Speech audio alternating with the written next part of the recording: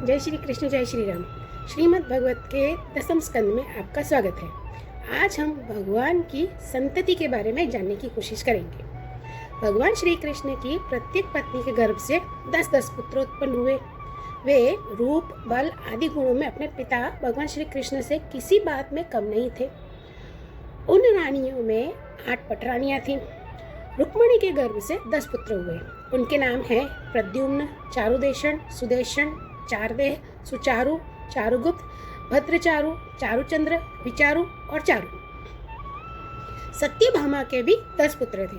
भानु, सुभानु, सर्वभानु, प्रभानु, भानुमान, चंद्रभानु, बृहद्भानु, अतिभानु, श्रीभानु और प्रतिभानु। जामवती के 10 पुत्र थे।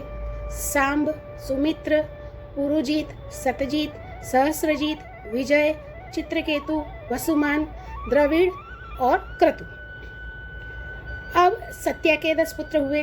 उनके नाम हैं वीर, चंद्र, अश्वसेन, त्रिगुण, वेगवान, वृष, आम, शंकु, वसु और कुंती। कालिंदी के 10 पुत्र थे। उनके नाम हैं श्रुत, कवि, वृष, वीर, सुबाहु, भद्र, शांति, दर्श, पूर्णमास और सोमक। लक्ष्मणा के गर्भ से भी 10 पुत्र हुए। वे हैं प्रघोष, गात्रवान, सिंह, बल, प्रबल, ऊर्ध्ववर्ग, महाशक्ति, सह, ओज और अपराजित। मित्रवंदा के 10 पुत्र थे। उनके नाम हैं वृक, हर्ष, अनिल, गृध्र, वर्धन, अन्नाद, महाश, पावन, वहनी और क्षुधि।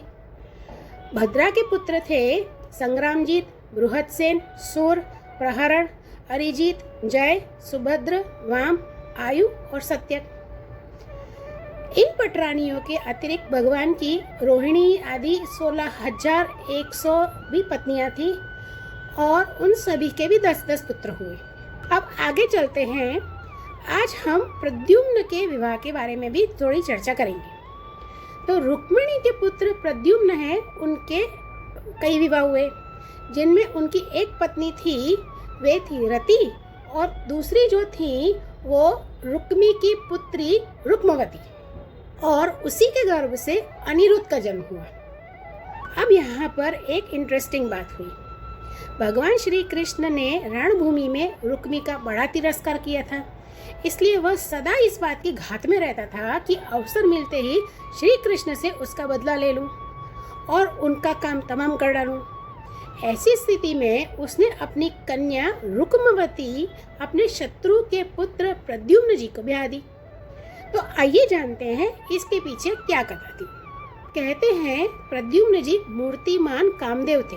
वो इतने सुंदर थे कि कोई भी उन पर रीझ जाए। अब उनके सौंदर्य और गुणों पर रीझ कर रुक्मवती ने स्वयंवर में उन्हीं को वरमाला पहना दी। प्रद्युम्न जी ने युद्ध में अकेले ही वहां पर इकट्ठे हुए नरपतियों को जीत लिया और रुक्मवती को हर ले आए। भगवान श्री कृष्ण से अपमानित होने के कारण रुक्मी के हृदय की क्रोधाग्नि अभी शांत भी नहीं हुई थी। वह अब भी उनसे वैर की गांठ बांधे हुए था। फिर भी बहन रुक्मिणी को प्रसन्न करने के लिए उसने अपने भांजे प्रद्युम्न को अपनी बेटी ब्याह दी। अब रुक्मिणी जी के एक सुंदर कन्या भी थी। उसका नाम था चारुमती, और उस कन्या का विवाह कृतवर्मा के पुत्र बलि के साथ हुआ था। अब इधर अनिरुद्ध जी की कथा को आगे बढ़ाते हैं। तो कहते हैं कि रुक्मी को इस बात का पता था कि इस प्रकार का विवाह संबंध धर्म के अनुकूल नहीं है, फिर भी स्नेह बंधन में बंधकर उसने ऐसा कर दिया।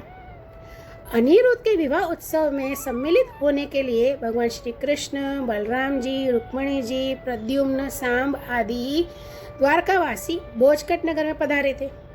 जब विवाह उत्सव निर्विघ्न समाप्त हो गया, तब कलिंग नरेश आदि घमंडी नरपतियों ने रुक्मी से कहा कि तुम बलराम जी को पासों के खेल में जीत लो। बलराम जी को पासे डालना तो नहीं आता है, परंतु उन्हें खेलने का बहुत व्यसन है।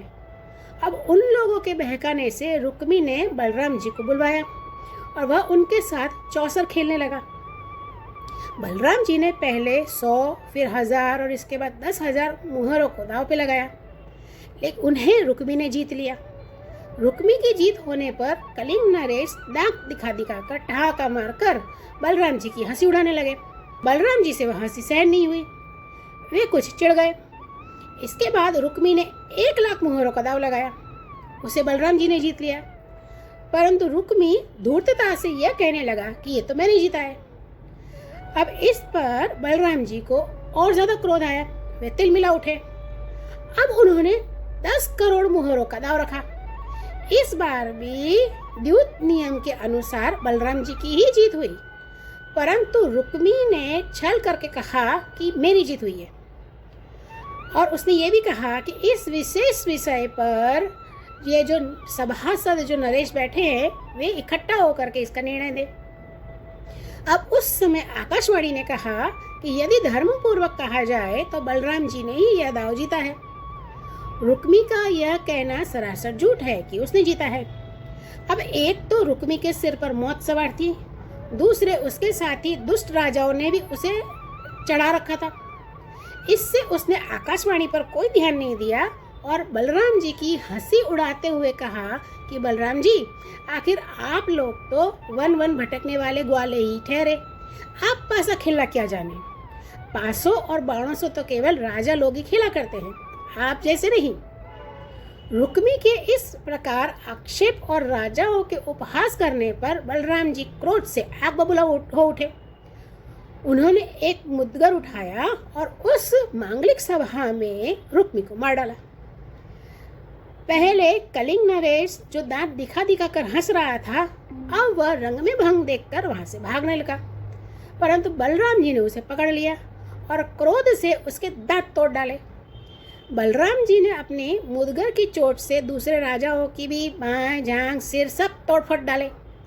भगवान श्री कृष्ण ने यह सोचकर कि बलराम जी का अगर समर्थन किया तो रुक्मिणी जी अप्रसन्न होंगी, और अगर रुक्मी के वध को बुरा बताया तो बलराम जी रुष्ट हो जाएंगे, तो उन्होंने अपने साले रुक्मी की मृत्यु पर भला बुरा कुछ भी नहीं कहा। इसके बाद अनिरुद्ध जी का विवाह और शत्रु का वध दोनों प्रयोजन सिद्ध हो जाने पर सभी द्वारिकापुरी चले आए। एक दिन सांब, प्रद्युम्न, चारुभानु और गद और उनके साथ में अनेक राजकुमार घूमने के लिए उपवन में गए। वहाँ बहुत देर तक खेलते खेलते उन्हें प्यास लगी। अब वे इधर उधर जल की खोज करने लगे। वे एक कुएं के पास गए, उसमें जल तो था नहीं, पर एक बड़ा विचित्र जीव दिख पड़ा। वह जीव पर्वत के समान आकार का था, लेकिन एक गिरगिट था। उसे देखकर उनके आश्चर्य की सीमा ही नहीं रही। उनका हृदय करुणा से भर आया और वे उसे बाहर निकालने का प्रयत्न करने लगे। बहुत प्रयत्न करने के बाद भी वे उसे बाहर नहीं निकाल सके। तब वे भगवान श्री कृष्ण के पास गए, भगवान से निवेदन किया। भगवान श्री कृष्ण उस कुएं के पास आए और उसे देखकर उन्होंने अपने बाएं हाथ से खेल खेल में अनायास ही उसको बाहर निकाल दिया। भगवान श्री कृष्ण के स्पर्श होते ही उसका गिरगिट का रूप जाता रहा और वह स्वर्गीय देवता के रूप में परिणत हो गया। भगवान श्री कृष्ण जानते थे कि यह दिव्य पुरुष को गिरगिट योनि क्यों मिली है, लेकिन बाकी किसी को भी नहीं पता था। तो उन सबको मालूम हो जाए इसलिए भगवान ने उससे पूछा कि तुम कौन हो और तुम इस रूप में क्यों थे। जब भगवान कृष्ण ने उस व्यक्ति को, जिसका नाम था राजा नृग, तो जब भगवान ने उस नृग राजा से पूछा तब उसने अपने बारे में भगवान श्री कृष्ण को झुक करके प्रणाम करके बताया। उसने कहा कि मैं इक्ष्वाकु का पुत्र राजा नृग हूँ। जब कभी किसी ने आपके सामने दानियों की अगर गिनती की होगी तब मेरा नाम भी अवश्य ही आपके कानों में पड़ा होगा। पृथ्वी में जितने धूलिकण हैं, आकाश में जितने तारे हैं और वर्षा में जितनी जल की धाराएं गिरती हैं, मैंने उतनी ही गौएं दान दी हैं। और वो जो गौएं भी जो मैंने दी हैं वे सभी दुधारू गौएं हैं, जो नौजवान, सीधी, सुंदर, कपिला जैसी हैं। उन्हें मैंने न्याय के धन से प्राप्त किया था। सबके साथ बछड़े भी थे और उनके सींगों में सोना मढ़ा हुआ था। और खुरों में चांदी थे, उनके ऊपर वस्त्र, हार, गहने सब सजे हुए थे। ऐसी ऐसी गौएं मैंने दान में दी हैं। लेकिन एक दिन किसी अप्रतिग्रही मतलब जो दान न लेने वाला हो, तो एक दिन ऐसा एक तपस्वी ब्राह्मण जिसको मैंने दान नहीं दिया था, उसकी एक गाय बिछड़कर मेरी गौ में आ मिली। अब मुझे इस बात का बिल्कुल भी पता नहीं चला, इसलिए मैंने अनजाने में उसे किसी दूसरे ब्राह्मण को दान दे दिया। जब उस गाय को वह ब्राह्मण ले चला, तब उस गाय के असली स्वामी ने कहा कि यह तो मेरी गाय है। दान ले जाने वाले ब्राह्मण ने कहा कि यह तो मेरी है, क्योंकि मुझे तो राजा नृग ने दान दी है। अब दोनों ब्राह्मण आपस में झगड़ते झगड़ते मेरे पास आए। एक ने कहा कि यह गाय अभी अभी आपने मुझे दी है, तो दूसरे ने कहा कि यदि ऐसी बात है तो तुमने मेरी गाय चुरा ली है। उन दोनों ब्राह्मणों की बात सुनकर मेरा चित्त भ्रमित हो गया। मैंने धर्म संकट में पड़कर उन दोनों से बड़ी विनती की। मैंने उनसे कहा कि बदले में 1 लाख उत्तम गाय दूंगा, आप लोग मुझे यह गाय दे दीजिए। अब मुझसे तो अनजाने में अपराध बन गया है, लेकिन मुझ पर आप लोग कृपा कीजिए और मुझे इस घोर कष्ट से बाहर निकालिए। अब गाय का जो स्वामी था उसने कहा कि मैं इसके बदले कुछ नहीं लूंगा, मुझे मेरी गाय वापस दीजिए। अब तुम इसके बदले में चाहे कितनी भी गाय दो, मैं नहीं लूंगा, मुझे मेरी ही गाय चाहिए। और दूसरा ब्राह्मण भी कहने लगा कि भाई मुझे भी यही गाय चाहिए। तो मैं धर्म संकट में पड़ गया। इसके बाद आयु समाप्त होने पर यमराज के दूत आए और मुझे यमपुरी ले गए। वहाँ यमराज ने मुझसे पूछा कि तुम पहले अपने पाप का फल भोगना चाहते हो कि पुण्य का? तुम्हारे दान और धर्म के फल स्वरूप तुम्हें ऐसा तेजस्वी लोक प्राप्त होगा जिसकी कोई सीमा नहीं है। तब मैंने मतलब नृग राजा ने यमराज से कहा कि पहले मैं अपने पाप का फल भोगना चाहता हूँ। और उसी क्षण यमराज जी ने कहा कि तुम गिर जाओ। और उनके ऐसा कहते ही मैं वहां से गिरा और गिरते ही समय मैंने देखा कि मेरा शरीर गिरगिट जैसा हो गया है। मैं ब्राह्मणों का सेवक, उदार, दानी और आपका भक्त था। मुझे इस बात की अभिलाषा थी कि किसी भी प्रकार आपके दर्शन हो जाएं। और इस प्रकार आपकी कृपा से मेरे पूर्व जन्म की स्मृति भी नष्ट नहीं हुई। प्रभु, मैं अब देवता लोक जा रहा हूँ, आप मुझे आज्ञा दीजिए। आप ऐसी कृपा कीजिए कि मैं चाहे कहीं भी क्यों न रहूं, मेरा चित्त सदा आपके चरण कमलों में ही लगा रहे। राजा नृग ने इस प्रकार कहकर भगवान की परिक्रमा की और अपने मुकुट से उनके चरणों का स्पर्श करके प्रणाम किया और फिर उनसे आज्ञा लेकर सबके देखते ही देखते वह श्रेष्ठ विमान पर सवार हो गया और वह चला गया।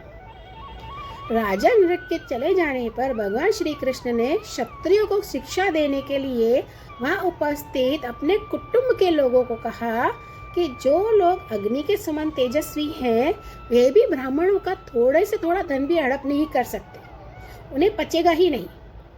ब्राह्मणों का धन परम विष है, उसको पचाने के लिए पृथ्वी पर कोई औषधि, कोई उपाय नहीं है। ब्राह्मणों का धन यदि उसकी पूरी सम्मति के बिना भोगा जाए तो वह भोगने वाले, उसके लड़के, पौत्र 3 पीढ़ी हो तो चौपट ही समझो। अगर बलपूर्वक उसका उपभोग किया जाए तो 10 पीढ़ियां आपकी नष्ट हो जाएंगी और जो मेरी आज्ञा का उल्लंघन करेगा उसे मैं क्षमा नहीं करूंगा। यहाँ पर ब्राह्मण से मतलब है कि हमें यह समझना चाहिए कि हमें किसी के भी धन का अपहरण नहीं करना है। अनजाने में भी हुआ अपराध जो है वो हमें अधपतन की ओर ले ही जाता है।